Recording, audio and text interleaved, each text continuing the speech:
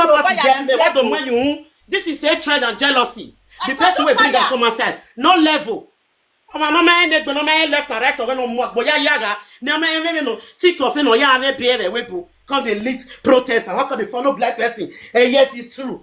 I beg you. I know they support them. I have never been there with them. So it be time those of them that is using it to even in social media now, people, some of them use social media to enrage their system. A party now they against some people. So let them emanate the money to go there. Let them go there.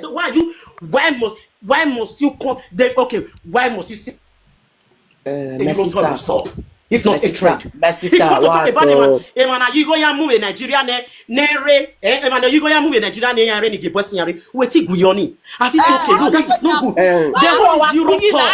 What is your business with Europe talk? My sister, money no wala jani, money no wala jani. Every right here stop anything. Yet to stop there for no reason. Niya viola jani agui. Not only the Europe tour. If you didn't get me, go. You tell me say me I repeat what I talk. I'm not they concerned about the Euro tour, but many things then when these people lay. Why it can't be? Let them know you had Euro tour join now. Wait, you had Euro tour join now.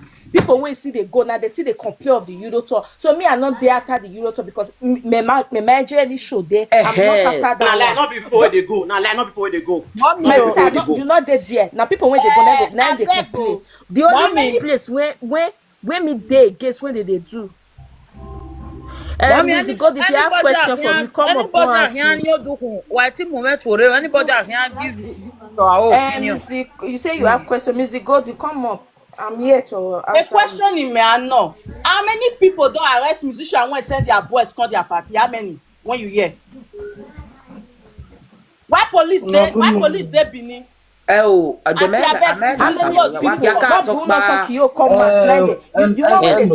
that day. Hello, mommy. Mommy, namoguma. Why wa domo wa lamogun ki ave ni tie me tie wa bomo. Pretty. I dey hear you dey talk since. One thing I want me I beg most of us. Make we not dey run the go because we think say we want go talk. Before we talk something come out from our mouth, make we dey think. You dey understand me? If there a day for quarrel of una go take money, una go send person go, I will be in 200 support of it. Pretty, I bet you don't go show once. Show once, no. Oh, never go any show once, but you did up. They talk, say you join the emotion. May I tell you, nobody when they go show, when join this una emotion. If I hear you all of una for they condemn this art, you must hear the talk say, eti me hold on there. Eti me del me de manager complain. E manager ma complain. E manager ma complain. Tu wa mami ma say mo. Wa mami ma say mo na. Wa me eti live when you wani ke ya live. Wa ge ita go na stop pay me ma. Only no, yeah, when you want it there.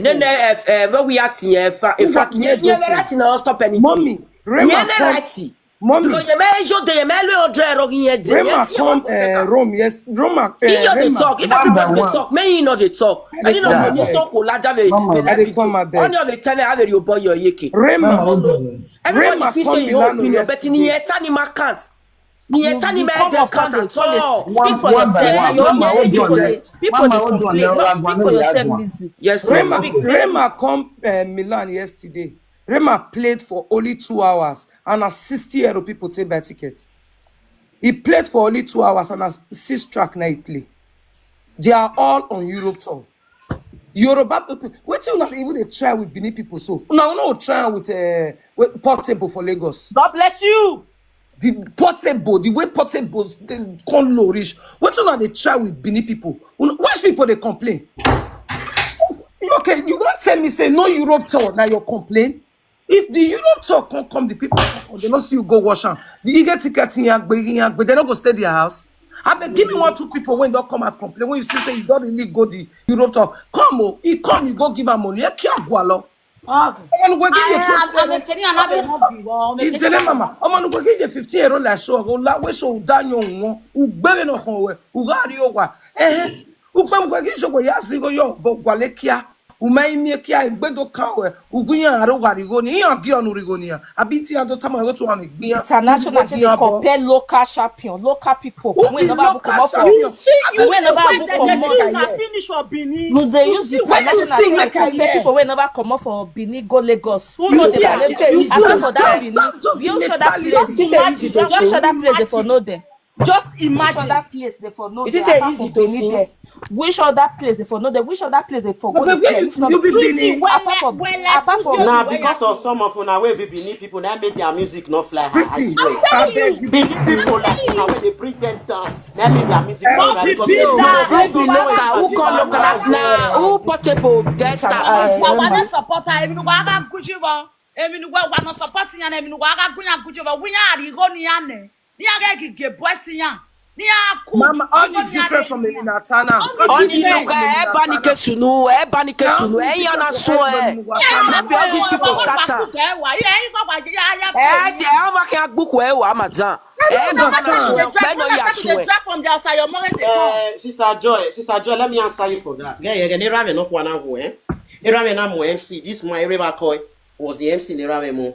So based on the meet your plan. Do you know what Bianigi did or Mariana did or my weary? Do you know what my dad did? I'll send it that MC back. Send him back. I'll send it back. And said no. Wait, Gualo, if you know you cannot come, Yangwa left you with them. You prepare here. Not knowing said the man who there don't close. He was on get to let Mohadi. Mutsan Eman Wagbena. Eman Wagbena Gua no Euro Tona. Then when I want Baladia, we go no Maria showing. Google man need the Europe tour.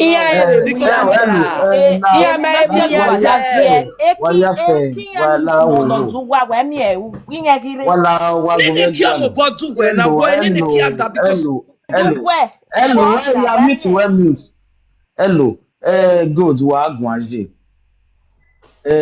Aga epeji me awa no.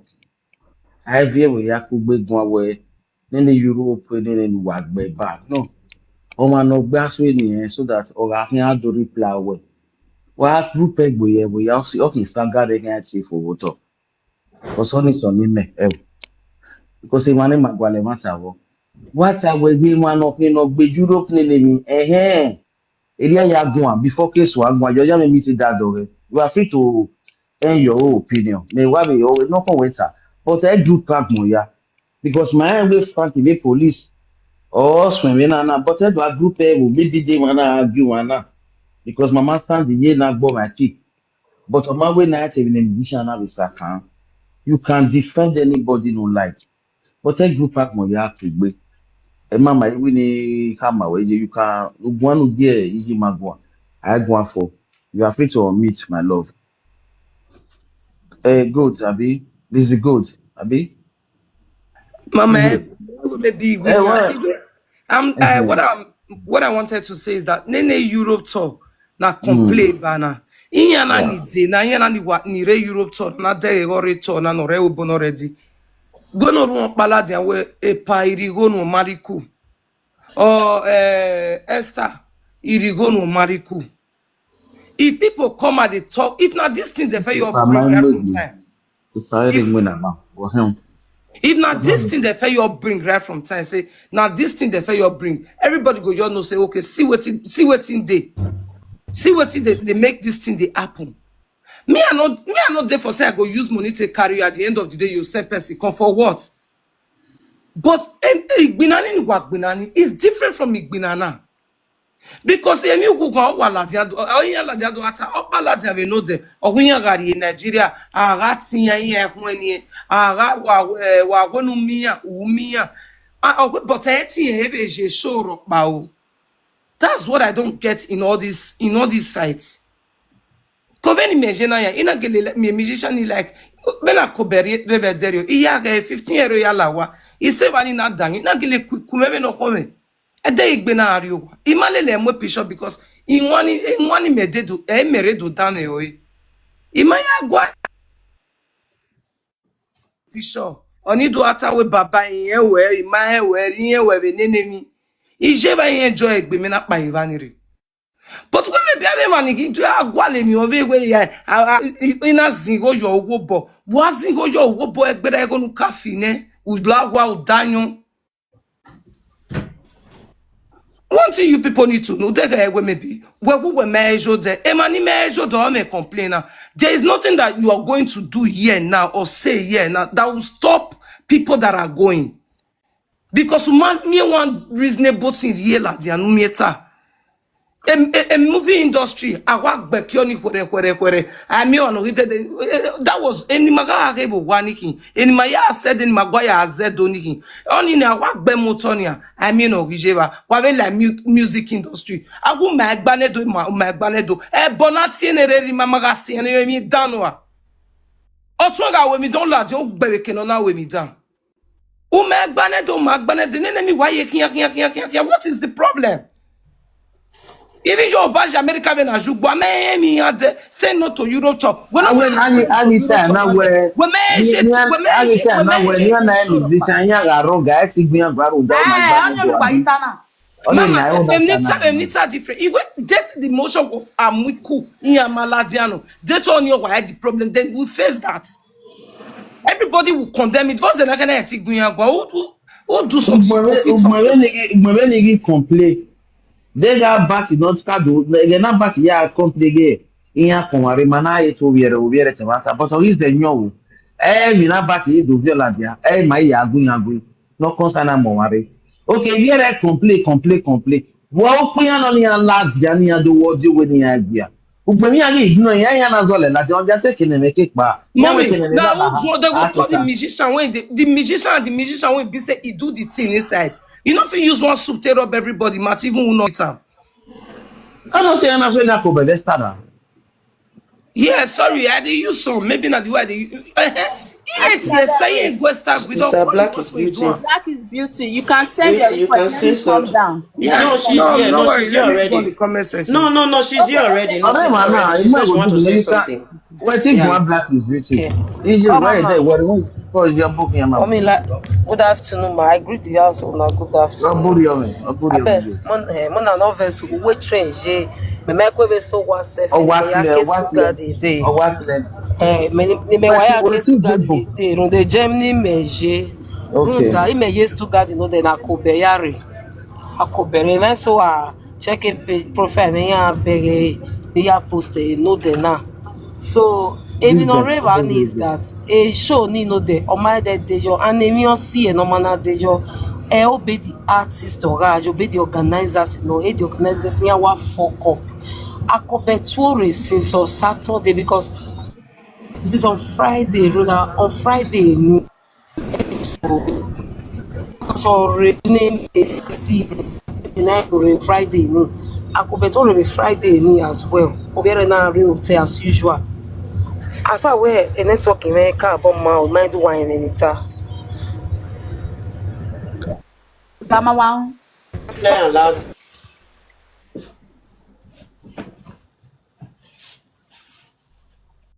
Please. My menuta. Black is beautiful. Can hear you. Black is beauty. I Somebody else. Yeah, network is bad. Yeah, one way we trade ba. One la we me anything of you wa my wa gagbe would do to matter. Do my ya fezu. Mama. Oh no wata na wa afete mani boom. Mama. Maje. My beg na wata sina. Yeah. Number 1, obeg ave musician to be Igbo for no riarion, aga mo Italy, or say Canada. Iya o. Pavose musician. Oni Musician pavose wagmona. So, oni ya. Ubegi ya aro evaro ya no vela jado ati wala o nya yi wan so nya yi tan apologize nya ye gbe ya apologize. Iya ye le hatred we maybe any of us abiojin ya here. You know ya be say ni energy. Because any boom Mateo we so have a metive in Nigeria passport. Okay, only na guy number 1. Number 2, Inyake believe it pakpera. Yes. Either they like it or not. They believe they have that belief where Ogi dogi made ofera mi oge. They don't give a fuck. Only naga is number 2. Number 3. Oge abuya le do. Yamare neni megi jenania. Mele fancy le do. Udagera megi wu. Yeah, opportunity aritali. Yeah, iwadi phone. Iwe power talk be. Ya muwe. De kuna kuna.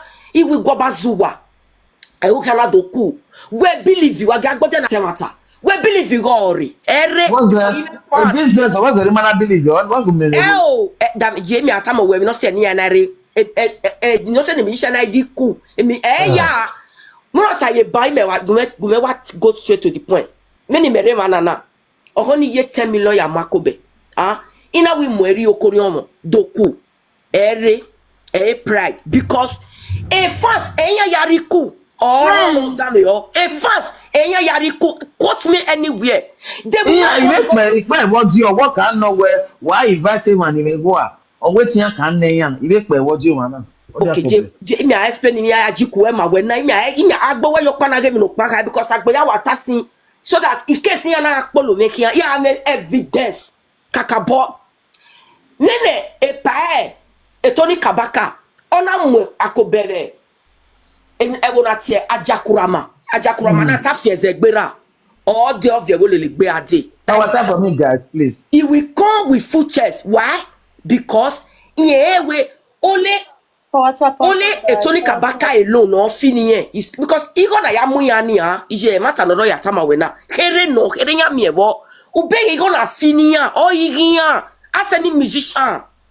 So do ye kene ona we amwa epa akobere as atu agba on yini tojo because enyewe emani deni igona na book ni ige instrument ige moto ige boss niki ogiye igona fini ogiye so where ti to ya gimeneme fast ni medo ya muye we 2.5 ni medo any time no okay yeah we on rubbish mudiaje ime wini me game ani bu emi no se ni energy ko agwa kan agwa kan de go cut your coat according to yourself. But I don't know mudiania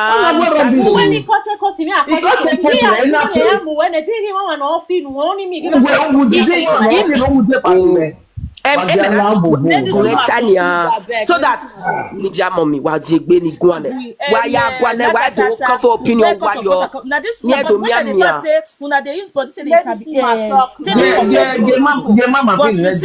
they bring them down. Doctor, hold on. Ge mama, ije kian mama egunje kian.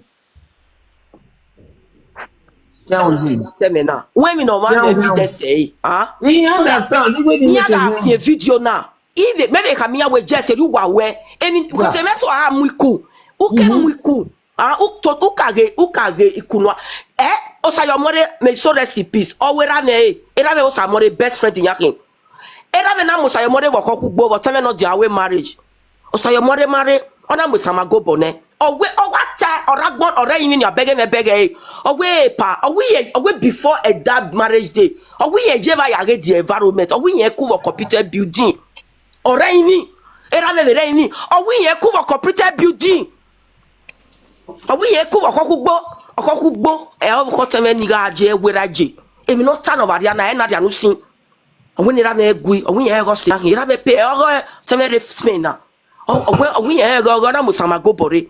Any metal be men of a woo, or Sarie men, Nifia Waria, or Tamemu, or Mare, on a muy boggery. So, what's the Niana where? No se ni ana we uga muya iya ka ginya deu okay said the ni adori kuni iya ka not ane do we me fast umana me fast no odo finia now ije we no sunu wikwa era me giwu etije me a community share manya ga akin do you know we go na magician mo bu se go ni mamu should be the mamaro igon ye was it wo muya wiko eye do wa dame o me wo muya wiku but a fashion na arevaje isaga izegbe wa vi border dukun iya izejiya sinwa we no we nera wu we nije wu igon we amie we no muiku No, my that's what I made. I'm wasting time. We are collecting go go. I'm saying it with my my mouth. I'm like Iye finu we ma rezo. So de no se me na tene na ikeze ma amuiku wa jenne mi muiku na ewu me fa we na ewu ti bi na bakarata di pain inyajo okay esta system mania egiji ku vi gwe honu ga vi meeting why because if I say ewe agiri gwe no do ya finiye we ke ya ye point something mo ma ke ya ye point something mo star o ka ge du ya mama o do ne any my no ta o do ne bi okay me no mu we no do ku ebere ma ke ibu do ku le ra oh onya tetana ipe we na I pay you okay but the pay you na afi ile pe we bona gba mu ku aro ivare wa o ba pe so far pay nene the destiny the destiny vera wu emi shaga asimi na yakuwe amagwe na pay o pay and this time tata mi me I no vote the bien do so can e maga oni yakuwe buriere destiny vi gwe because ya ewe no jinya stage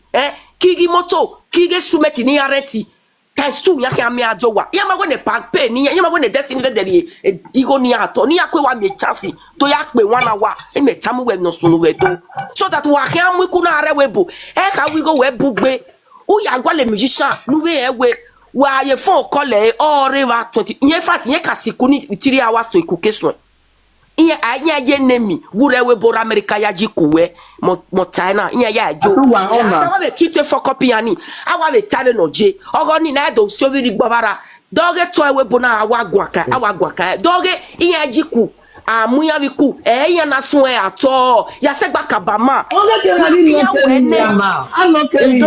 don't do so waga wa toge we bona Frank Iverati no ya tawe iya gije Europe ton ye we but ni no be rejuke diana dona na BP with Esther whatever when not treat a BP oge when they no stop oge ma be ni ma sister because she don't first do one you can be when they stop ma be do ya kini adonegbe ni akoko we because again na we engagement yin agba koko akia sedan o se me na 7 na bo se na gbe ma oko ni ya lele ki so the have time a problem when you are solve when you are robe a Europe toy when you are robe Europe toy okay pa ko be ni egbe ni awo no te yan be we mo dina woman no me no be ge wo hire na je overobe producer je akobegi reve last year be modina agboya na areva akobe na avia vugwi moto nezi izi omoruji akobe na avia vugwi moto iya maso eku ori de po be giwe we ya tamiya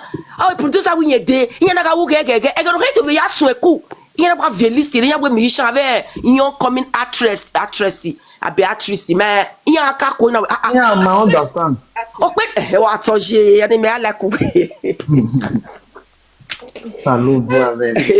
so ona we okpeni e kare manasi wo se na manaka ku si ya woni supeni ka aikedo paikedo me chance ya yen yiga mo e producer ya ke am musician din ya be organize say o se na ewo wa oni ewo pay re but e pana yiga guiwe wo ki wa ba munye de ne ke wa do munye be hotel sin ye wugu moto sin wa maso mi rokpa so overobe organizer oginya na be mana Aviani avait non ne gbema ko no vie owo erigeladian no do ake la video where Europe toy must stop mata avec au fait aruvu ana wona do bota iya gi Europe toy ma de Europe toy iya ka ya reto we Frankia iya ka ya ro so wa bobo no azanye ni yo abegi me de Frank tani on yo azajo mommy ni get arrangement ni taban na we still understand me where why you not go sew your coat according to your size imagine go no ayamoe you remember when the Rasino and the Jamaica come they do anyhow they drop there for movie they bring new people out. Those new people came out and people can still like them. Okay, the mommy not tell baba na why are he not voning na sameji? Must you carry a koberia on your the shoulder?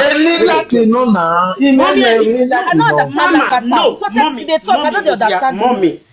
No, na my opinion. I bet man talk man. You talk your. Well, no way according to him the mommy starter but we tin hang in France yi. You suppose no say those people they don't already get shoulder. Why you not go carry mommy musician run up bese akoberian. They want me the carry am because of the name. Lagata, ask me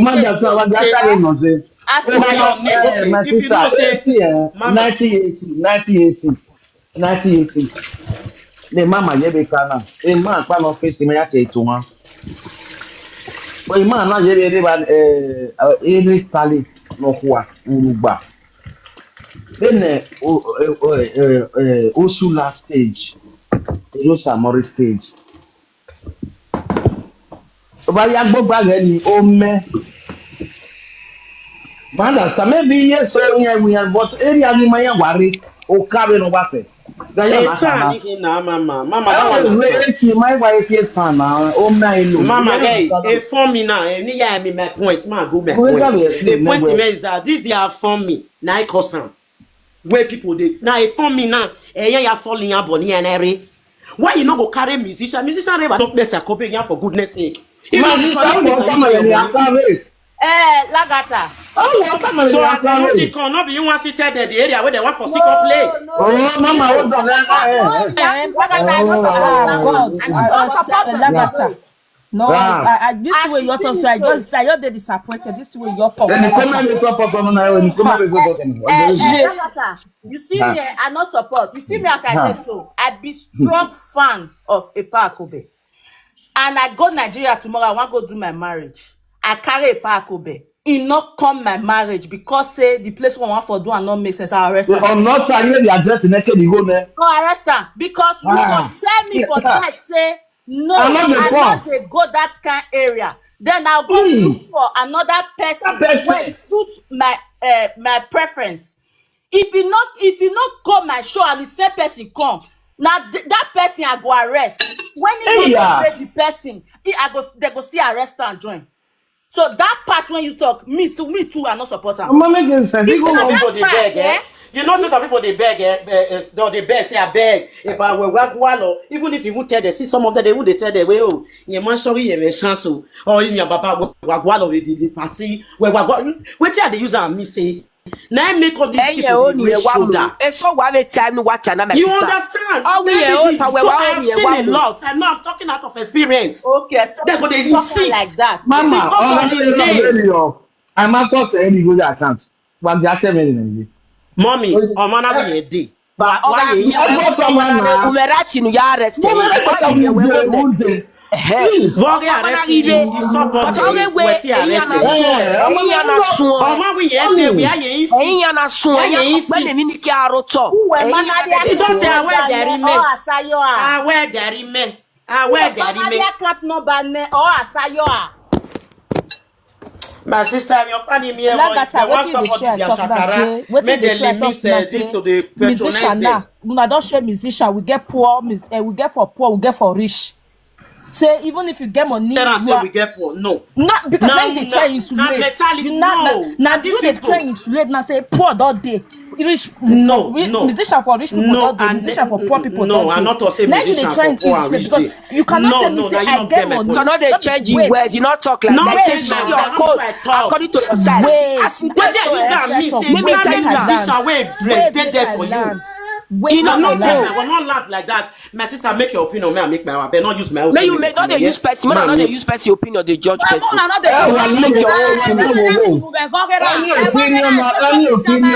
Any opinion on Lama, I must always please. About school, sir. But opinion well, no cause I do. In a door, I'm with your man make sense. I think drag you talk your I talk my my sister. Because why in a woman you are low, won't walk on a musician on why you do a musician with your money in the yard? Okay, what's any arresting your mama? What's any arresting your reply well? Then I will go on you, my God. I don't want to wait to talk to you. I say, but a big man, ain't boy. Okay, now you have spoken. Okay. I understand you well. I don't like that. What is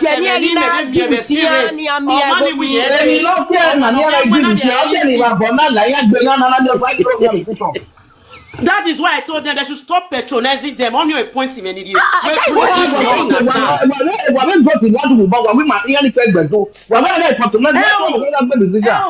No, mommy. Another musician not there. Now only one my sister, I don't, mama. Now the name. I'm not saying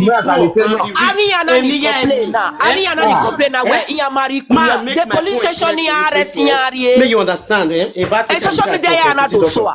Urigola the police station where Urigo Nesta Mariku, the station where evidence in where even make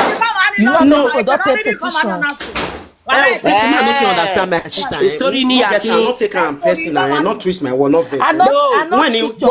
Because the way you say, must they carry a cobe here? Must they carry a control your code? No, you don't see any like you don't say that the way today. You say so your code according to your size. If I feel a 4th person, I pay. Yes. I don't go beggar. You not come draw from me for credit. I pay cash. Then you call the thing I saw my code according to my size. See, okay, that code according to the size now the wrong English. Now wrong English I use now wrong I not put the English way. Okay, my main point where I be they go, where I be they go, now be say this we are giving them too much relevances.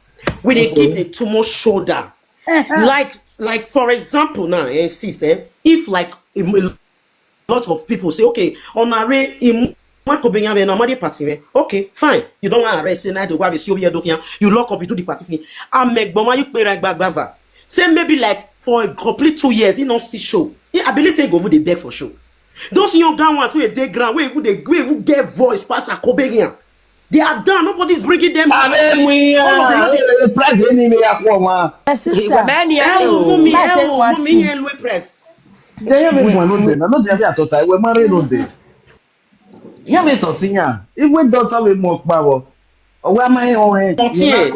is your that any measure? No one, my brother, no musician. To be a call up, but no one wish you happy birthday. Why am I here?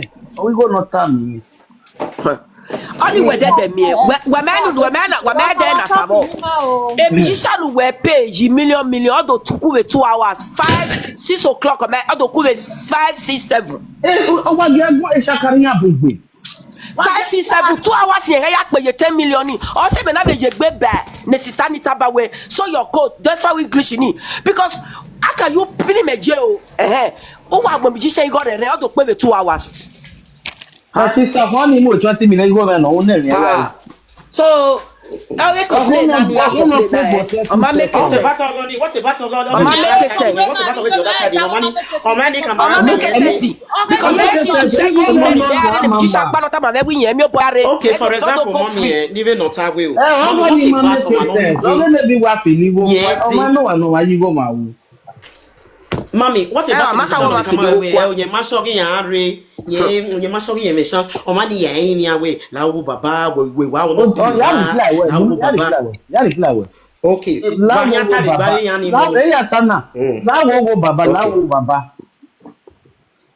Oh, you were. But anyway, the account number, but you account number, met you worry. My sister, that's what they pass me. Now the woman in your book. Yeah, do you will know your money? Oh, boy, it's answer.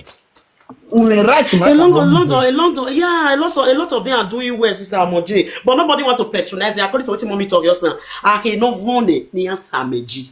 Understand? I not disappointed, Mama, I'm not disappointed where we cool. I will arrest you. Mama, I'm not disappointed where we cool. 7 years though, as you know, Panya, never ya disappointed where. When I get disappointed, what's whenever writing, I arrest on my video. Okay, you reply with. Arrest. And when me, when I'm about baby, you can hear okay. One of us, I'm focused on Bono. I didn't go Bono. How are you going to like with you? Oh, My sister, ya bole ya tebo. We no mi my own. We ya can't number when no man ni pay you na dey no money. Professional me am na why to look down ketia.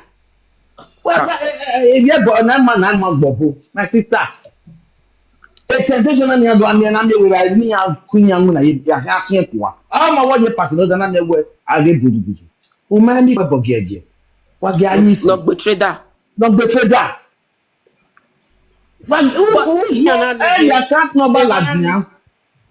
But any maybe ataba. Ana gele mi e ba na we eriore na na gele fia gori o ma de mi no ria. Oge amo abiku ukwe yone. Ono ga ajakurama. And when I gele mi we gele jiku ni o ma de mi no ria. E pride. Johnny ya wa gwiji mi ya wa mo dia yo. Nobody can stop Mama support Eurotour. Ogoni me wa support you when agui ogoni we. Omana mu we ku because in where they are me too. Omana mu we ku. Wala we na agwa le musician wa mu o teme be social na free. A good musician o wa pe mama that's disappoint on. You understand? Una patronizing young ones that is coming up. They don't form. They don't to get money. What do you expect? You want me Baba ko carry jeep call they go village? You go back. I know say yes you can afford it. I know, but you know say some of the road don't kaput. Okbeni ake really lave gallop in it. Bebe gueyane. Muna still carry the young youth. Muna carry the command. See, mommy, I remember say that time when they have rasino again. Na ati film in Nollywood. Again, the matter when ati have Zebi. That time I feel have Zebi. Ye gates now. As boy gate. Man, we don't know them. But immediately the producer dropped them. And take the young artists. Even the big people call the beg. Now the big people now to take the biekanya gije. Now the children call they produce them. So if we take if we stand when Emeka Ike was coming back, Emeka Ike was pleading. That time when they don't get money, they don't build school. He got phone. They don't go to this location to ask. I can't go here to ask. But the young youth, they vibrant. Give them chance now to see everything will change. Oh, we are going to stay. You will go with mosquito. They will change. Because say Babana, me I like a copy. Right from time they talk and say according to what my sister Black and Pratt talk just now. Say if you want to marry, that was my him. Like I was down that one. They talk right from time. If I want to marry, I go carry a part. But the way things gone day. Now what? Yeah. What's your power done here? I mean, now person when I know where if you collect 400, but if now person when be say I know you still know 500, 600. Wow. Okay, don't pay the 2 hours in the 600 when I very bad. No, never birthday shout out to. What musician? Wait, my talk now. This one a musician. The small boy when nobody don't know. You know, nobody don't know. I never get a boy, never sing come out, you never do anything. Am I on? If now we never be pay left for get all it always 600 now. Wait, pretty doctor, how much you be say me take go? Mama, what you say me take? If this one they collect 600, then how much the ones when we say they don't take for the game? How much you want for the collect? What they touch you for class? For God's sake. You don't know what is expect. This boy if he not get instruments, if he not get motor, all these things is going to rent it. He's going to rent a driver that's going to drive. He's going to rent exactly. 500, 600 not reach. My sister, you want instruments? Okay, wait now. Okay, since you don't come to want to calculator, more calculator. Can any instruments in order see? Can any what's here? No, not be all those people when I mean the money digital when all the crack come and say now 115 they pay that for food day. It's about 500-600 shillings. Now, not this one. This is a mark. When this is a mark, this is a mark.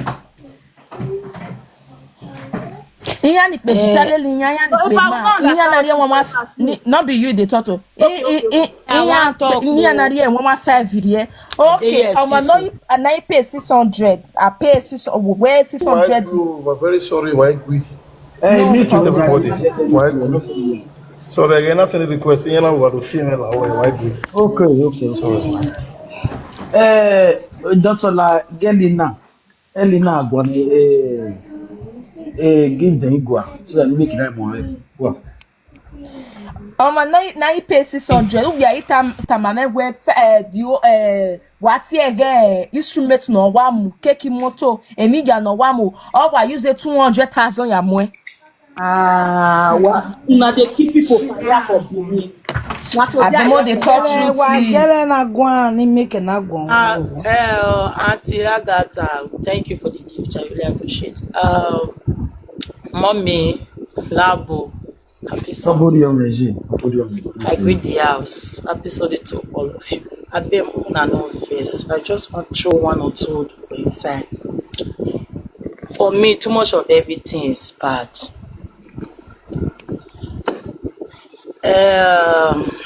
This Europe toy whatever. For me, I didn't support for them to stop it. I full support for them to stop or to give break for some time. To give break for some time. Why? Give break. Why they'll stop? Let us know. Yes, I will talk why there was. They get landing, we'll ask some question. They can't land in it. What made me to say too much of everything is bad because lady or song now start this issue. We make the rest people now call they say music Europe toy. The first album when it fair release. Why they release? What if the name of that music or what did your body where they never talk before? Exactly, mommy. Thank you. That first music, Naita. If you dey come Euro toy, come dey do your show every summer, they will carry you come. I be not vex. Only you want to be the musician who did it because you marry husband with the popular. When you with JJ Barry, they be best of friends. What of the upcoming? Our time for me, guys. Carry those one. They still grow one day. Only you want since 2019. Now so you now they come. Your own son a musician, upcoming musician. They forbid it. They say they carry your own son will be upcoming musician. Join the ones will not be your son. May they still build up. If to say now so I could be yeah just the con show every time. This guy that come with you just say she for grow up. She for not grow. If not grow up. So for that reason, now be what I got this boy now. The music when I hear when I no get to play the music. I don't know, sir. I don't know what it be name because I know them. When you see they sing another Italian music, how now they see people with the Europe that they do not fast. Now they look. God, now I control my word now I use because of TikTok policy. Now they look Europe people we do not fast. When they come, they do show every summer. They say when they sing Italian music. Una say not before everybody, una for song. How one they know now who come before the song, who not come before everybody. And me and you now when they play the music, one they know now because me I dey Europe, you dey Europe, another person dey Europe. I want to know now say this person music we release, not release for me, not release for you. I want to know who be the song, who not come be the song. So they call me. If una want they sing, una know say una know the song. Una dey sing for una say na this song now we know they sing for na this song we dey sing for because they stop this rubbish every time Europe toy una no dey give break. The people where they go on a show, do you think it's easy to do fabric and stand for 10 hours 12 hours? I work last year good 10 hours I go stand work. Think it's easy to stand. They say people now they sing good Italian music on they give. What happen to the people within Nigeria? That's also Europe to a pack bag. These are see. Sometimes when they say what person go feed to, what person want to they mad do. And if you do, I go clear for your eye. You wait, they tell the person say what you go fit do. If you do, I clear for your eye. You say I know especially you fit do this thing. I fear you from today. Laugh. People Now when they say everybody what they go go fit do. You know if you do anything, may lady of son come. I don't believe if you go fit do something. If he set, all of us who are there they talking. But the ones who they wash us but say I will not expect that person will fit do that kind of thing. So if he still carry a heart, if they go fit stop her, I go happy. Agreement they go break. They go break for some time. More build up the upcomings. Don't be bad thing. Where's the sweetheart? Thank you, mommy. God bless you. Then go ask you question. I don't show already. I want to know water. Mr. Thank you. Me want ask you question. As you dey do I'll never Sir, give them back get one because mama want no. Yes, start get one. Wakino tanika yo me yatamene. Why without the opinion or Kakavo. why attack you anybody attack would be and enjoy.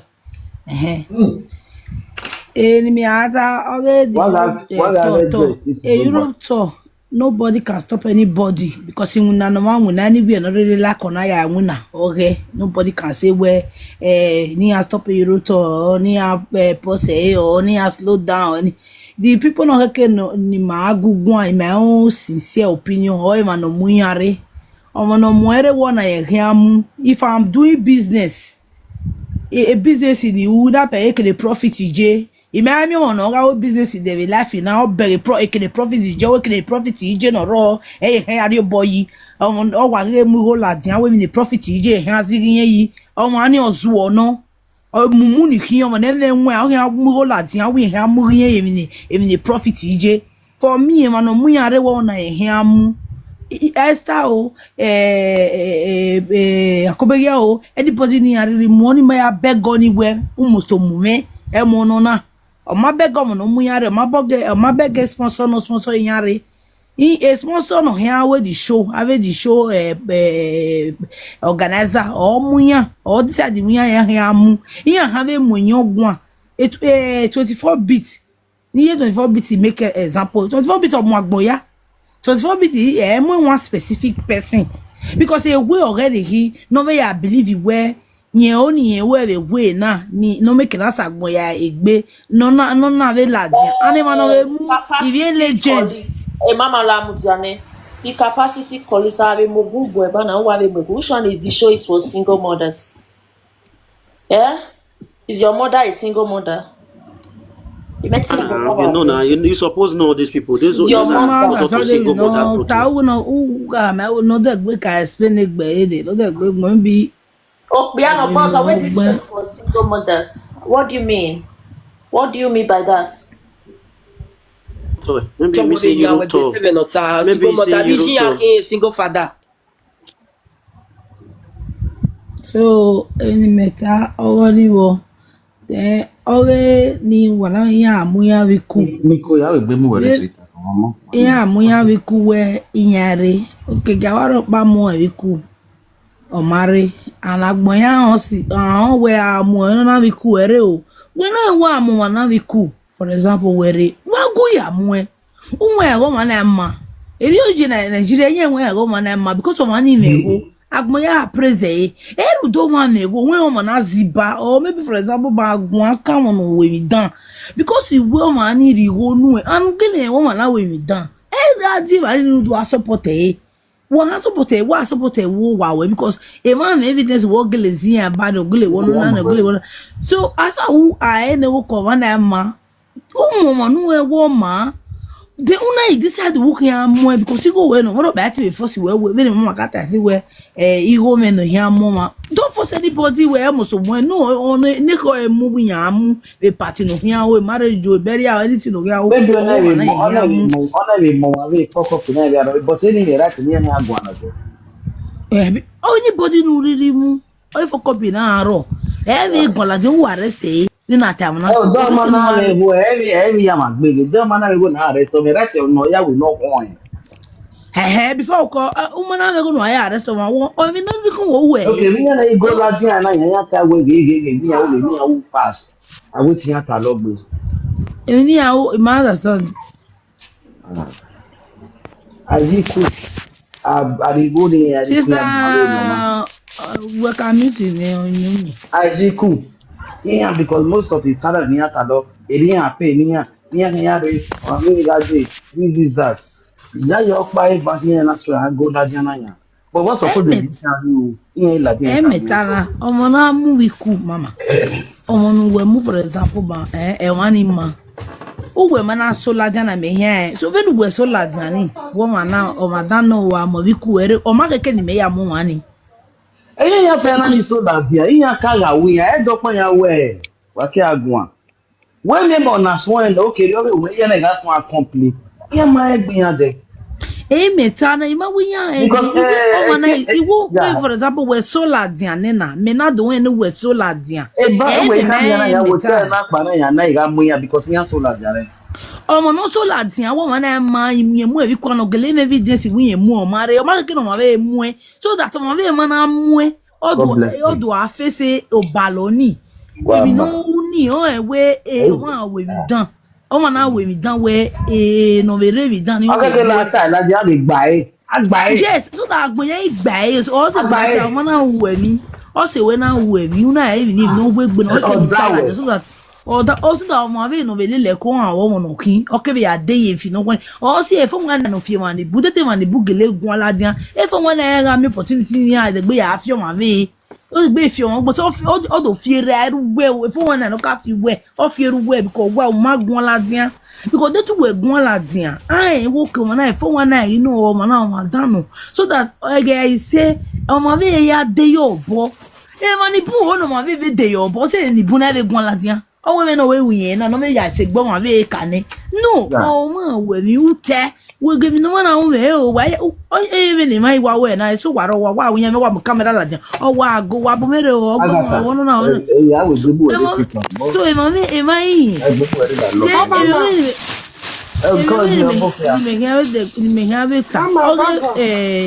maybe I'm a musician maybe we am a musician well okay musician of one and he why 2 million mono na for instance then why 2 million more osaze for example where because he wear an osaze ne then what is 600 or 1 million ya musabonye because he wear osabonye one day. No, it's not supposed to be like that because where osabonye who we onu gele support osabonye onu gele yo boro osabonye okeke nu yigo nu we gele we go na agele ya musician who ya musabonye because we onu osabonye grow. If you are really willing for osabonye to grow okeke nu yigo na ya musician ya musabonye because osabonye ona pay for example or pay the voice or instruments could tell where musician we feel samas. Eyin we mi se amefisa mat o se emi jonathan mo we gigo ni yajiku o ma ke nu lele mo Apada.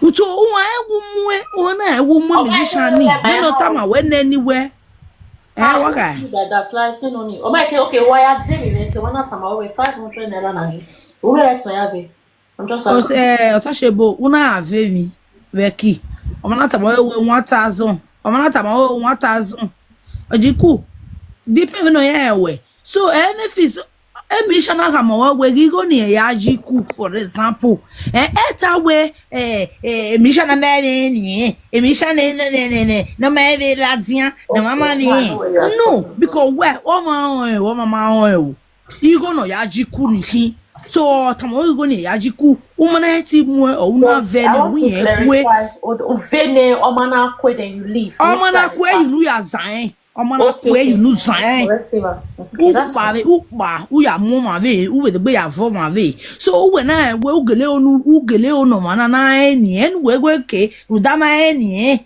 we onu we dey we agbeto yo very oni because we ruda eni we onu we mu shipa shiko no eni o ama eni o kama o go ni ya jiku ni wow maybe o kama 1000 naira for example o tama wa mu 800 naira o we o all the agree you okay a problem ero yare because of money even we are any e dey go ma because we o na any na riku we o riku we ugma so we mi go riku ni o na wa any ugma so na any na gele do re nya bebe na we mi go ukwe mi go senye because we e mama o ne mama ya o eni we promote e be for there ma be mo e we awa ona sabe ye akeno vone mama ni gege no tanje mini one the young shall grow amenore amuye the young shall live me begin I pegbe you talking a grow musician okay when you want to be it was not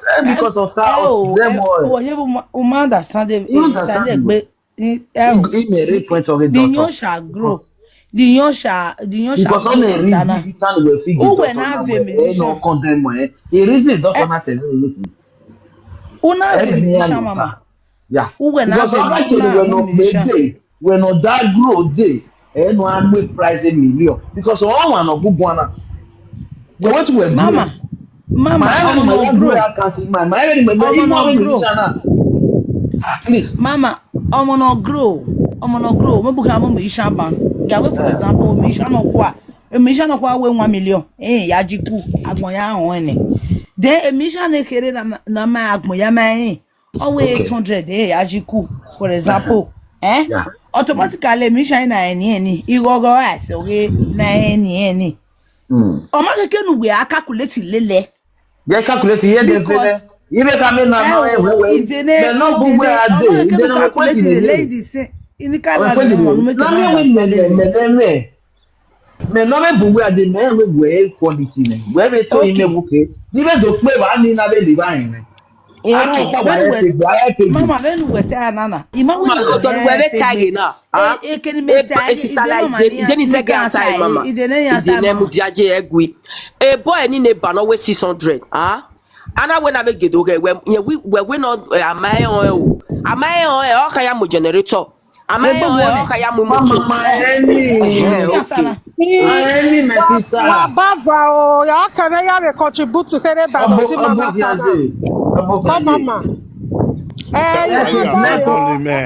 you got done mama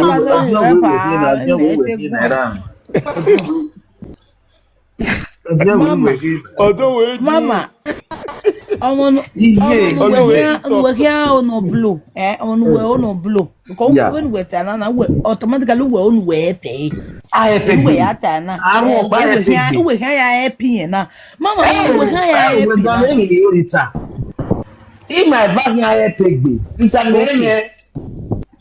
okay we ne wa va here pegbe o ma kekene da dog lose o ma kekene anybody lose who wa va because we atana na who wa va here pegbe so ma kekene we lose o ma kekene yen lose why suppose no la ya do pe we ba be yen e boy yen o ma kekene we lose o be the connection me o no pe wo go me e mu ja no be keni me we this reason e ma na go o ni na we partner avia bo mare why that you put the bu wa say what start from somewhere please.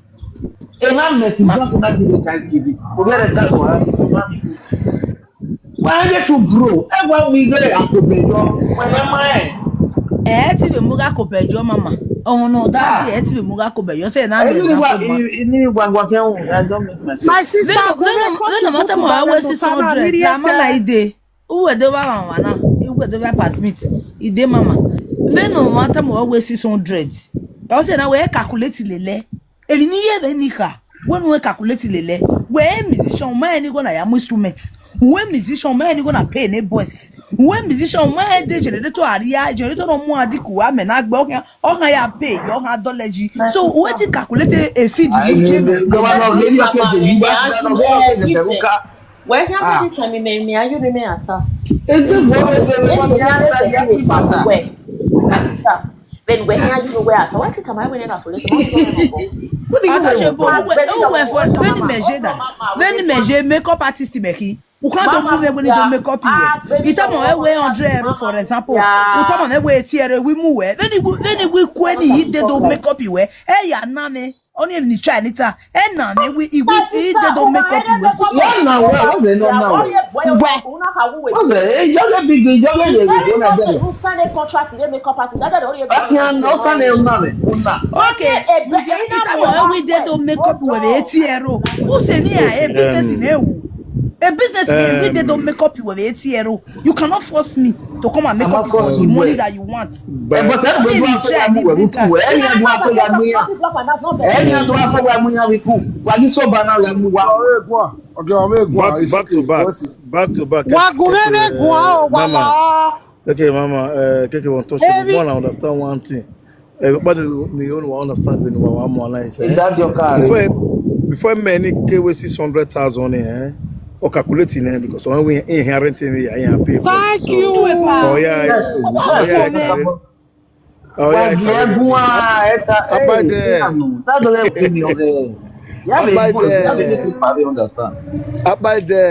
That by the girl with 300. Oh, that way I win maybe men maybe an instrument or here rent.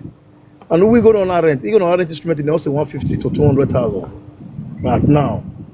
So when we're music, even what I say music in us, rapper we know brother, but we not do play mommy, apart from the money, if I Zamiola to say, rapper we not do we wish them a happy birthday. Okay. Mommy, apart from the money, when I wait 3 million, yeah, we shout out, maybe right it. But when you write it, don't have to when you're now. That is what one. Did you understand me? When I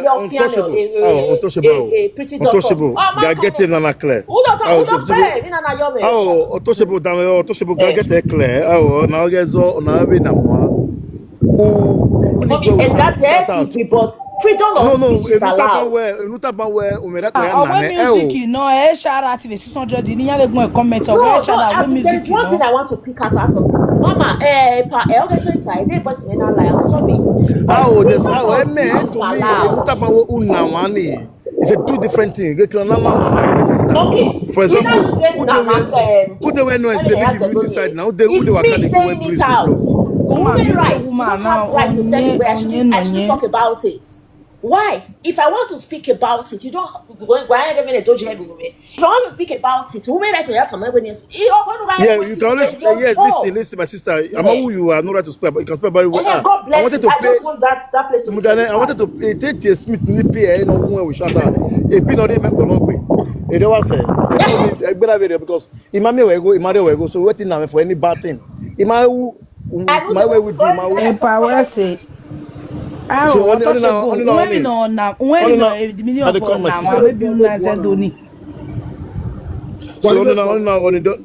other one again, the only way to where other musician man here is so one away me but what I see my big get them any clear.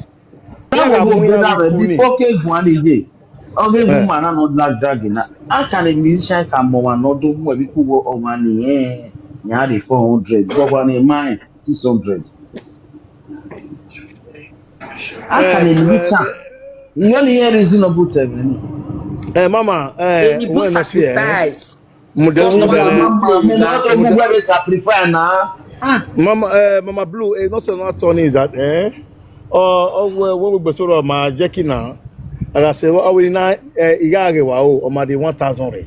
So you because you own money. When you're mine, so you have a yaga or a kiano. Oh, my yagi, I know when you ask 600. Yeah, my doctor. Because my doctor, but those business in Anna. Why do you mean if you're not where you are? You come in of him, I give me no money. Yeah, everybody tell me I beg mute this my sister when they were car breathe your silence. If I finish, if you talk, I beg no verse. Thank God, we say. Even the only time okay, money. Mama Blue,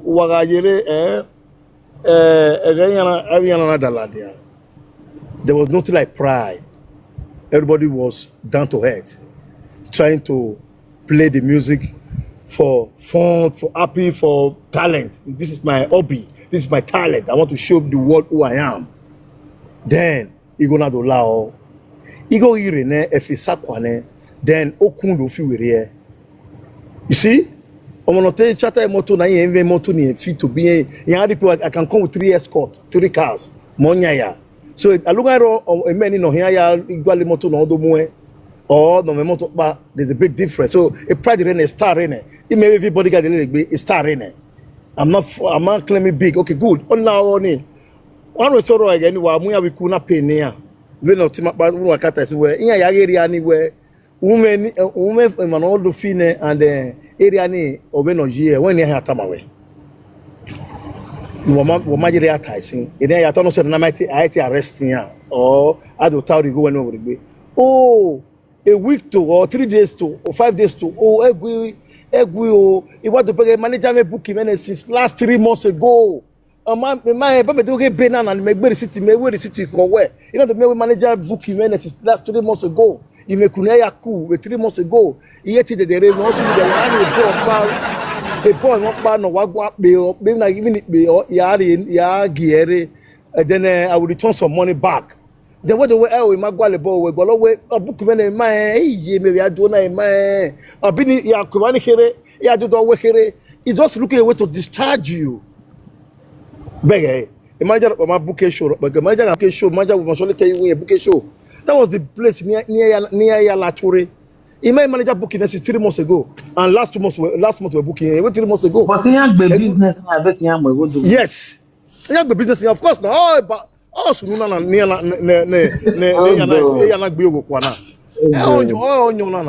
so when we again on then we're doing away is tiring, you know now. So people don't want to see him anymore.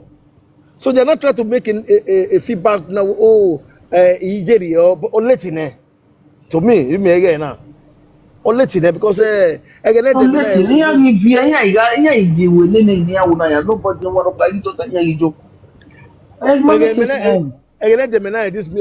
this music.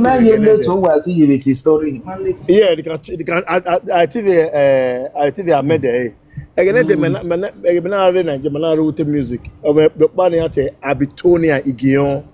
Abitonia is a very big promotion. America everywhere. Take you all over the world. All over the world. On again, Abitonia where Africa Food Beverage and Festival. Abitonia already after trade fair. Why America J.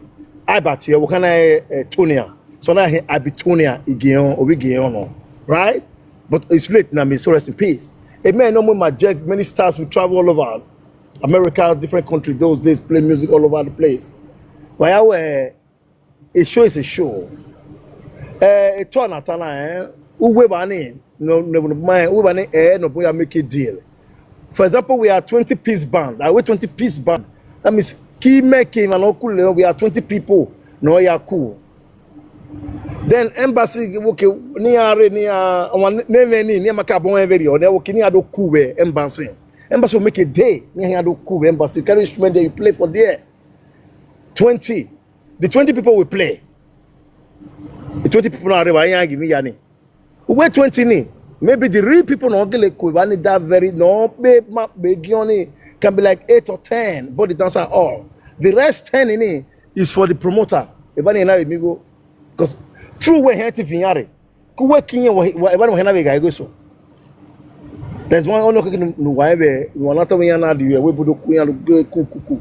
No many ni na kan ni ahia de oga de yen vano I think wale man ku ni e be Aru se no do de ba ku no be ma be guitar be bass be saxophone be trumpet be dia de yen tien ke ke aru va we ti ade de yen ade ne ti vi aru sen le gbere o hate wait ni aru ya ke kan all the people the rest 5 is a business Rihanna will make it the G. That's why they can't stop it. What's the daddy? What's the mama la wana ile kere before parke gwa ije obokia my ni ije no dia ke 1 million ha No, no. before before parke Okay, Mama before Baba. ije obokia before me daddy Oye no ye abi. Na nire de kuware la ina we nire contribute ye ere no ki awo to ke do adok me di keke ni ro wa si ama mu ye yodu na itore we ni ru lese supermarket okay no ro pakata ba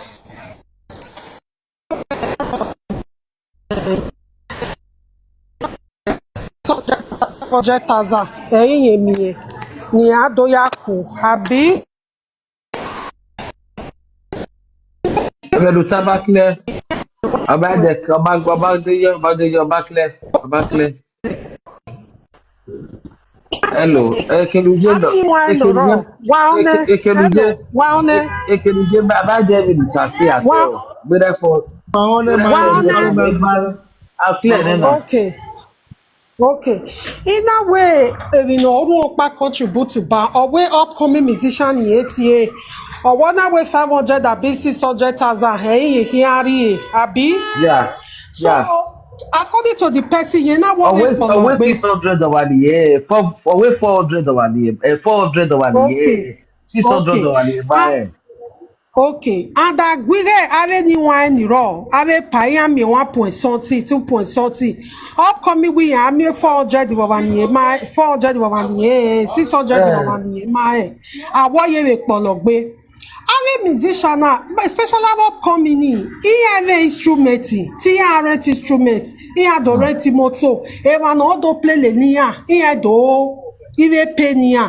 Wa when I do ego ni self. Or makwere say because he and I have me when I especially what but none were 400 in it already motor warrior ve ya already motor if no see what in ya go one also na we or 1 year what that sign ya sacrifice no work ze go na riwe I mean na me okay when you coming ya we na come there only wagoni mami no waro to no wa here since ni ze get contribute to your ogave musician na gwa kan si yeah ogave musician first and foremost mami already this Europe tour na wata na Europe tour omaro paro no meti stop Europe tour what's here because our is a winner all praying in advance or winner now as a junior staff or work towards to becoming a senior staff. You understand? Anything nobody there will life now all work no advance. Or dog say no advance in it. I met it a man with no true understand. And Ian Akme was there not here local musician. Ian have a material to walk away at in one way or the other. They are not do Akme away, but they are not playing local. Zemi on record. They were no way not stop the Euro tour. One campaign against without humanities with Neoma, even without the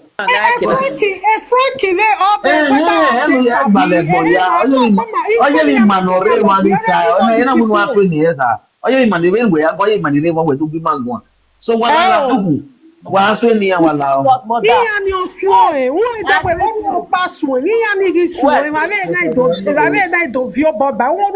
initiative they are right to that the other way around the drive towards even when drive, but that's when you drive. Anyway, I met it stop him when he got the Europe tour because Iggy and bet una do bege even ya supporting yare na do bege we give me no do supporting ya or are go no come here what last year go no me year no masse for go no me we you run at lost all my time no total you understand only and if my own opinion concerning this Europe tour 15, other when I was telling Oje, when you are do to be a tabu or a bugbe a dogi there. Other when you are not suppose at least I'm not every year now, or material stay back in the next year. No matter or the what's here, then when I will because mania buredia webona a group of people or jiku na a sorrow near carrying a major there. The group of people the show was a page most of them need bagu video magu picture the UK understand a group of people nejo or nejo ni ayaro when I quick ni wo da owa ela dia wo wa root away ever neither imagine or my star April or dore June April to June, no months no April, May, June, July. Okay, you were August or summer. April, May, June, July, August, 4 months all the way. December all the way. Not really where we start. Okay, already summer. Okay, already December. And me walk parry. Ever ye didn't like. Root on you suppose in the year why or not we read or kune this star show. okay, ke summer egirere or we work next year summer or next year Easter again, so that go here to my me say, no ya say last year. Since don't marry in fact, I went to Agbala. Why were you?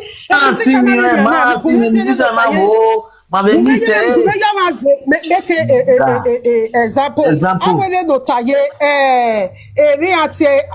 What we do near Yahoo. Akobe, your pa, your mammy, Akobe. I went not a Akobe. I wear Pakobe, Pamagines, enjoy one another. The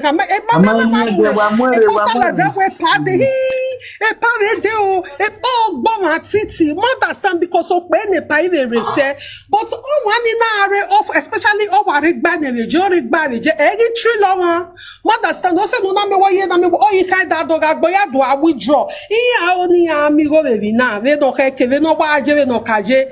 Ia very high limited because Ia Bunore, a old pagire, a musician here or a redo. Understand? Last year show no of one next year. We're not very next year, the other one. Wow, we praise who summer, who December. I got our one musician go back power. I go back power. Someone who well like in your railway, or my manager, like you where you have radio. Near to be any reason where other fancy do a female Irene Vista or make a can even the December because December, you know, because this people don't fin where we start you don't fin where December. Only what I even remember like you because other don't even have a competition, a greediness. Say I compete with a bear on now last year, Igba, you watch a webo. Again, now Igba and your webo. No, when you are why where. I want me to tell me when you are you revenue now, everyone lose interest. Here, give me one to area showing that way, when you are now, even I do washing and all the limits, you have to be here to amigo. This Europe tour, all the natural, all the die natural death. You have to be here to withdraw. First of all, I'm a musician, I'm a musician, I'm a promoter. What the ticket here was like Beko. Wakwe women not trained. I am a musician to be a ticket. Musician already front line. Or say na not one a musician. Then where you get who were extra job. Then where you get ni. Where did I me manu bani akaria webo? Okay, because we extra job we amigo kakabo. So Mama left mother. AJ. When imagine Nana, I no more the makeup when the makeup in then the marriage. Other marriage with the makeup in the party. My sister, yeah, makeup what you feel it. This is emptiness. Why you got away? That is what they are feeding on. My own opinion. Why you tell me what the top of head that I'm woo.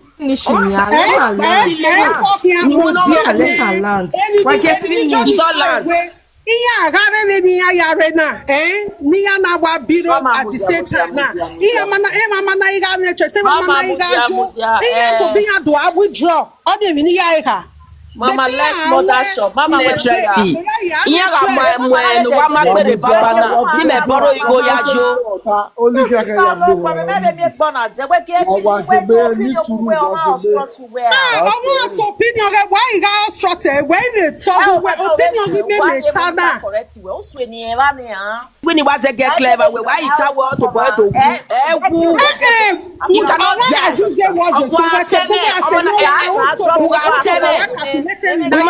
And then you not get a CBA get the correct say. Okay, me I have the correct maybe man. Me na dey tell me so no matter you have the correct me. Okay, so all the but correct in a dada. And all the way in a limit a year 4 times in a year. In Winiano, a producer where he make opinion he may give you. Or must stop anybody no I'm just giving my opinion, giving my instance. Drop where submitting. I see so when we're to opinion, when we're at opinion, where then I submitting. So just I got one. Opinion I may tell all where later. All the money must stop over of Panere from the beginning. One but then I will no message stop a Europe tour error. I'm not message tomorrow of Paneria, we bodoku error. In that way, the only way I am when I don't stop away. Here got nature, here watching her because we are blue bay. Then one disappointed for that is that the Joe. Oh, I'm not watch all your and then I show promoter onye ni auditor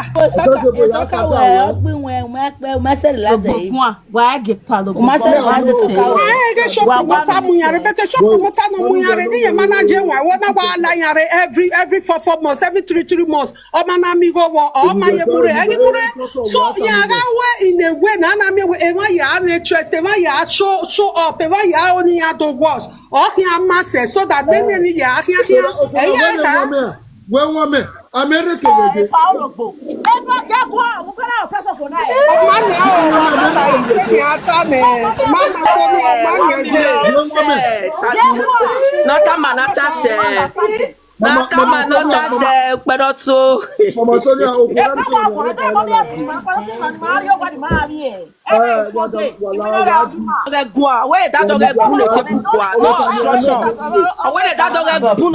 what are you saying?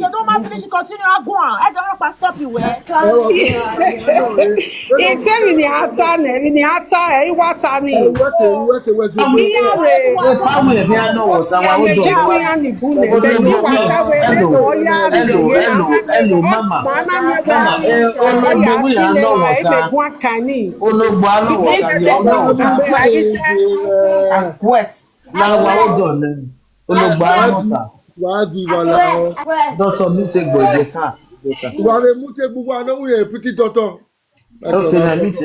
Mama, we are no what I no go get you aba. Ebuje otade anowe won yan sa meneke no otarafu. Nuya la webu. Uruba weje Nigeria. Sister, unmute yourself, Madam Aglass. Yeah, Madam Aglass. Oh, qual for Nigeria?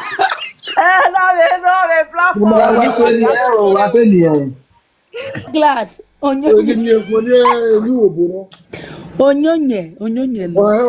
Mama, yeah, they've got a whole social base. What are wedding the woman? Mama, Satiko. Mommy, what am I the woman? Amen. What am I here? Okay, don't nobody the woman. I want to be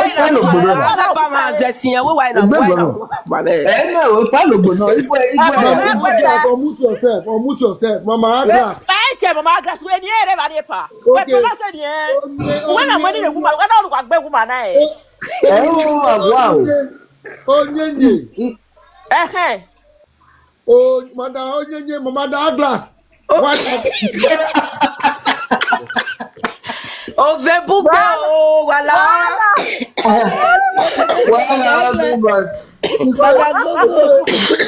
Non, j'avais rien pour bon. Donc, j'avais les miens qui disaient.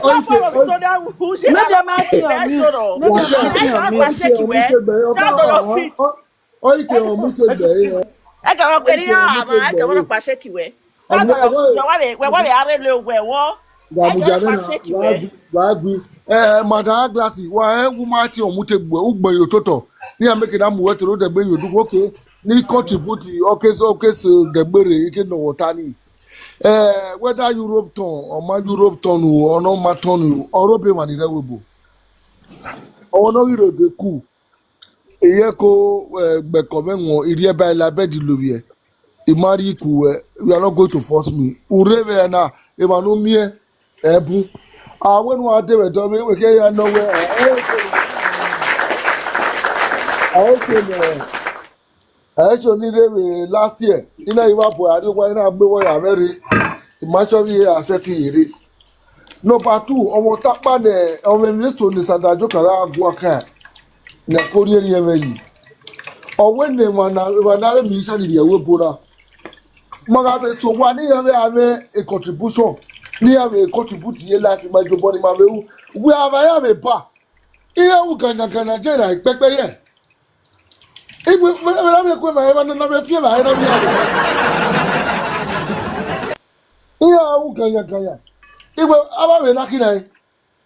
I look to him with glassy out. It was a lot to talk here. It was going on a very, I will do every what we go your boy. Of the actual West, almost body to. If I know a fear, I will very, one of them will be at where it cannot tell when I very I know a case of worry. I'll say that woman up or Mutek, what am I Mutek?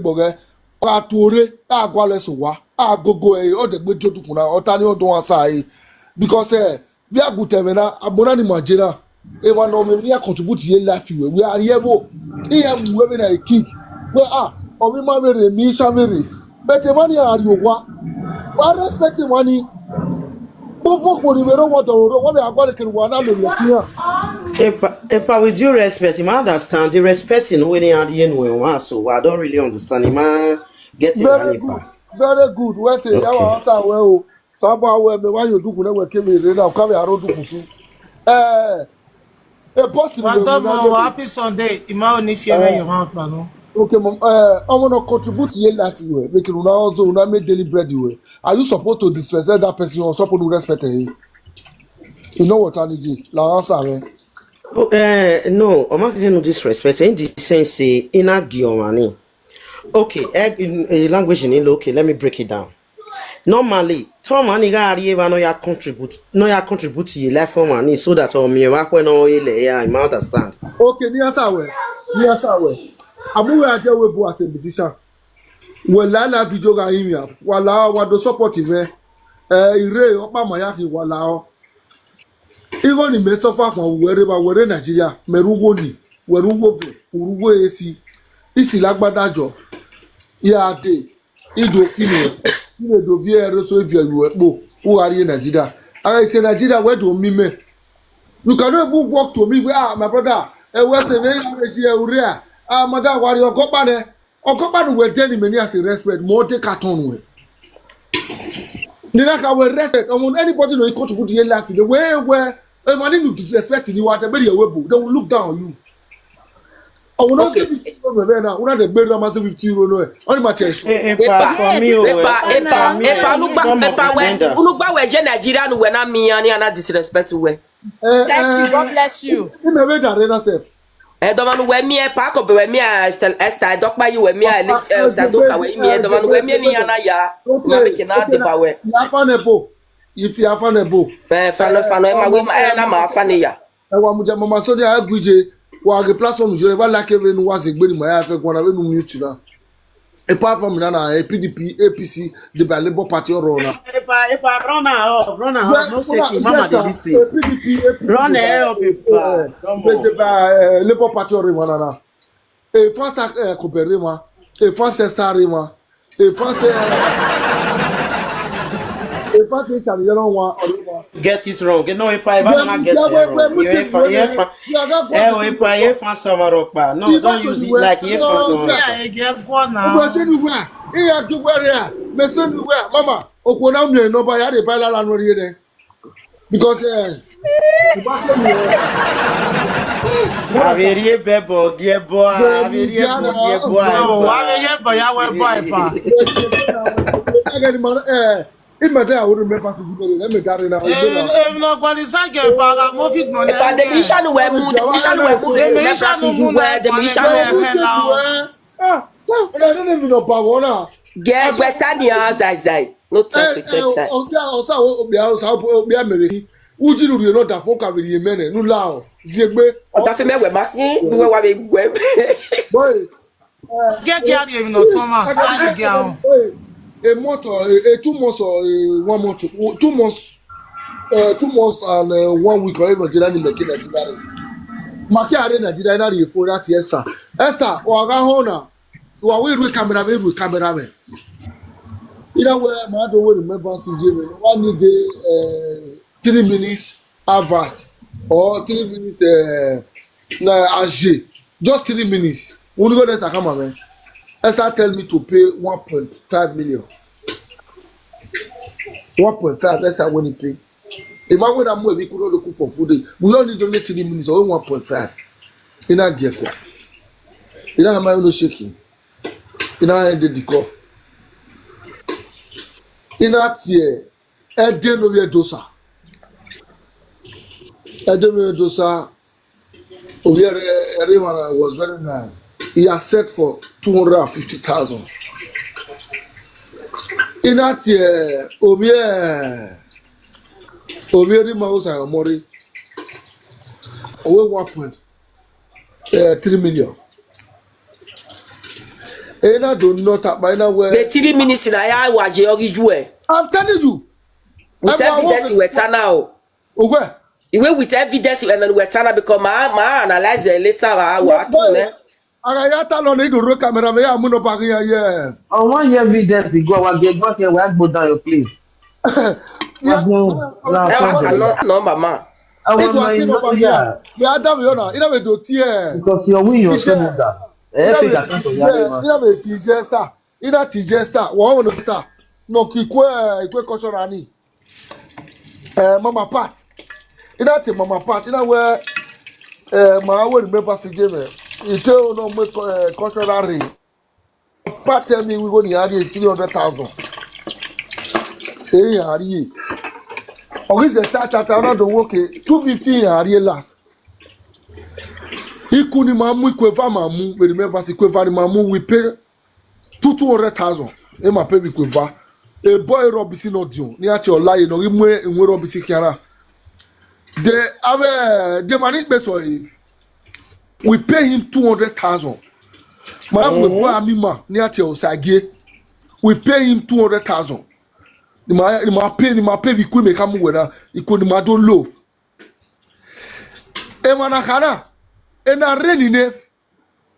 Esther around. Like baba ikuni ni adokuni oboya ya doku abi ya ma instrument. Okay, oh salobo bless you. We continue fire. You made the video go money post any mama moyo. That's wickedness. Ebo laye. Iwo bo laye bo robisi no dio lati olaye ne 24 biti mo ari no make up ali. We pay you 200,000. Or Sage Ebo Amima, we pay you 200,000. Or may say 2 or 3 months. Jesus. Near Yakunima. Go Ikunima enjoy ime yagbada importantly make by our original to about toto. Oba Lutemata. What in the major and the Marseille Nimayaku remember so Jeme. What he does him a feel equa. Or my one, when they give me Kuku said. A Capavea Baker Gamuyan, when me a Jay Kurise. We are good time and animatana. Eva Hama where money never both see a problem now. Or one Hama where 3 million, one more money say I am more 200,000. You are going to enjoy that dance. Or no, they don't quick 2 million when you okay, cool. Or I could not 2 hours of revenue. Or that your motor not bad. No, Madala. Me want me look at that, but we saw your coat according to your size. Oh, yeah. 2 minutes on one movie, better on where money no go go. 200,000 not buy ye post no buy. Okay, when we sell leg be. Make sure where e money boom. Iya compensate ya. Ani beka o ji kuvedo. Ami ali leria we bona imi no mu ya. E we boy na mi ge ba dey asigo wa. When we down e daddy but we pick him up back. 200. Only a man do. How can a young person not what it's a man repeat a see nobody will point in it. How can we wait too young? When I happy with Shara with 600. But here it's my babe. Oh, when I'm here to 200, and God you could set he got 10, he got 20 in 1 month. No need them 1 million. Or my walk back. Well, I went to wait too young, the way to one who help big boy. Well, we have big boy there. And the other matter. And the boy that come back. Only a future to me guess out. More call mama. More call yeah. Mama, you been surprising. Me beg you my sister. Me call them. See my camera. I'll challenge her. renting. What when I renting? What when I renting? Memo. Ah, that's a day. Let me tell you. What you asking me? Me never even Carry the one, the young one. Again, na money. Again, sorry, na work. Go and young. Wa go have you. I get time on the rate at top. When I say, ya get na for ya mommy go ya we. We ni aga dawo. E wanna be do so like them mommy go. Mama, weta for ni good temeni ma okura wa pa we e respect wa so wa. Egi so wa. Manare imeri improve re. We goody Afik hotel. E lodge we goody wopa. Then a jolly noga. Ati ya mo ya fe me jolly noga when puma we yo baby wa. Very nice person. I got ya get we bo mekere. O jolly noga e ba ya ati we no we ni ka we buru na. O we amizoko e wudo. But that omuzoko na kate. The use is of the mission no. Izoko ni yete ni meni. Wa no ta bo dele mi ne wa. Mo ma no de bo nu we no de ku. Ejeno ya akuwota please. Omo ni memi o 60,000 bonds. U ba ya fie. U move jade ma fie we na do fie krekere. Ina keke total fie ge with bonds. Every time me video ge na me una to story me prove ge. Ori raso esta na mo installation one for the next week. Yena mo ebu ali no yuru akobega ine kreni. Ya na. Amasi won na mo evawason. Ayi mo evawason e di ku ya go o sa no ma se wi na re. Agbo yo salary o sa no ma se wi mo ri na piko opa na nwa ma vi agba nwa ma ve de ba agbo yo sa eme oye he me bo sa na pu mi ade. Won asan odo akoko mo na gba to de gbe ma to de gbe na wo ke de atota ke wi mi ti wo do ke no to ta na ni mo ka to ge se wi na to ta ko do ge me o ma se o me o ma to me abogwa ni go ma to ma exist ina gie ko ina wa bro ni majina o si ye wa respect o ma respect we what you no ni wa gwa lo na go pa pa ni no abe yo say no ma say we musician no okay no blini awa blishi yes sir ya wa bobo sa ni awa blishi na ya wa bobo sa mi ya wa bobo sa ri Paris ina ahia ima figo ni fie ina ya azie igo ni yeye ke aboyo sa because he got fear aga say sana mo ya bi e mota o mi ya wa blishi e mota mata no je gbe ma ba wa boy iga ni mamu ki okoro more okwo no ga riba ma kin ni re camera gbe wa wo mi ni ya eme re camera no ta ebu na ya kwa na ma eru okwo no ga kin riba ma ide famera iga ni mamu Vamos we me mo si waka very simple waka me we go no rabiko turn over mo we do rabiko we ma no gwan agbobosa oba kan ra from time o mo bo guitar le luru wo keke no ya hu na dey amo ya fe riba wa to your bros agree to na o wa me gbera o sa no me we pa ma to tai emeni ime itare me ya kwa le mure na to ti ato oge ya guteme na wa ki ma respect egbi mama ni rewe na before having musician can respect him. Ugbe so ko ro wo do ye pa wore pa so da fie ye ya mu 250,000 for ye ya mu ne musician mo wa ni musician ko mo wa da fie rewe bo ugbe so ye ri ku da fie ro wa ni vie o ju na be da gbe ye ya ike be ya gbe musician because you don't respect you go we ma se no da fo umu e ya Turkish gun e do vie nwe go du ko ni sai fo Udaka ti matara because tijo bo okeke manire go put ni contribute in life also put me want go back on you because this matter go back on ni epa ya do ati epa yewe o ma ije mere yewe o je ngwe ko e kan salopo size finish also put manani rewe put ma call you ni ma mungu na ni what's your dead no bag money or suppose e go ni reduce gima because of your body Nigeria contribution in Nigeria we are say webo ma me ni ma unia What are some of you so what? Even if now only the YouTube they have is now we get the good internet. Now we they use the play they reach 150 times. Only the subscribing alone. Now we get the internet. Now we they pay. That one pass show love. And mama when you love you no talk. Once you know what Agbo Amasa Joka. It's a joke come here where me a me job on the man the real bona video. One here a me because you do borrow the Maunia. What is that? Because we're not capable with setting to go back or give her. Most of them won't money here. So we are a weapon. Because we are just one over day. We were ready to come out. That Mr. Damaga come. I can't come and move. Every time one can we cool. We are what you no problem. The mama, I want to message you. But then we what's an I mean, a sharp. Make money, eh? To God. The man, maybe you should 200 life. Oh, best on free. Oh, wow. Oh, best on free. I see men of the musician. Okay. Only got here. What did you got in musician? Man, not tell we borrow my YouTube. Who's in Bella? Go is a boy without Balima. Go, sorry, I go a boy anyone, but okay. No one. No Marco, a boy, man in the ass, eh? Mamma is better than you. Oh, we're Balima. One money, Marco Tabu. A fuck up on a change. I'm not with boy. Even if they gave me 120,000 money, that's 5 years ago. Yeah, really. Oh, couldn't. Yeah, but not the surprise in our way. Over 200 euro in 2025. No, that's how couldn't they be? In my baby go there. Why you not Tana? All the Roman but I junior, I get the time. I think I want to so say, he's so say, I'm panuki. Oh, why, Miami here. And I not saying I do have here. I can well not day. Okay, what the your power? Woman, no 400. And why you instruments? They are wickedness. Someone were my 600. Only wickedness. And why you instrument 400 in here? It was Yago, all those ones are what do I wish?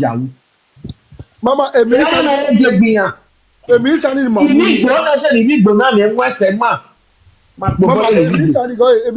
money, one more. I beg you. You have your district, you have your a king after I'm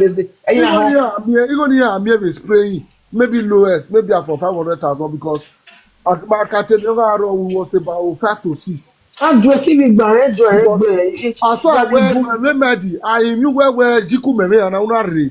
Unagale could with your medi where. Yeah, I knew it. A 22 years stage in it. They don't stay, the boys of Yakune. If they tell me, anything exist. Then you may tell me you're going to do a Yaku. Why, I'm going to go with the Kuwait to have a connection. Yes. And grow. So that we CD, and I CD, so that we CD. Why would you go block away? Who not block away with connection again? Okay, let's cool it again. I got a banner, for example, for 400 in it. It's also a connection in it. Yes. Even you know what? You know. Only a kickbook for Christ's sake, we understand. Why a kickbook? Mommy, you don't understand what I call the try to talk once at a time. I do you, mommy. Bianin of Viela, that all. Nina when you support. Any man, you understand, mommy? It is the point like it beg it like it that beg one of phone, one of fee. Because you not be saying I never first seen. Never seen. Why attach it book while you by force by force? Some of them now they cause this Europe people and now not cause the disrespect. Some of them now where they go. Euro turn off his stop. I know some of them. But some of them where they go they do notice me. I be man kick where any man go be saying that they want come turn they cause say hey regrowth na hina. Hey man I regrowth. So those of those people where they come up come the 4 person and they make them they know they respect some of people where they out for it. Here we very how we may we very how I mean you want to play music without I'm not coming. No. Because I don't want your publicity. Because some of them, if you go close to them, they'll say, oh, what needs the one in the day? I be pay. Just imagine, I'm a man. And Let's celebrate on my own because musician and actor, actress, I can't laugh past doctor nowadays. For what? He ain't follow Boma now. How will you who don't pay no man artist no can Nigeria no let them bishop? Then tomorrow we say Nigeria will not do our use, you know. And you wait, be say we know that some of them don't even have documents. Some of them don't work a legit job. Some of them What's up, guys? Mama, where the allergy, yo?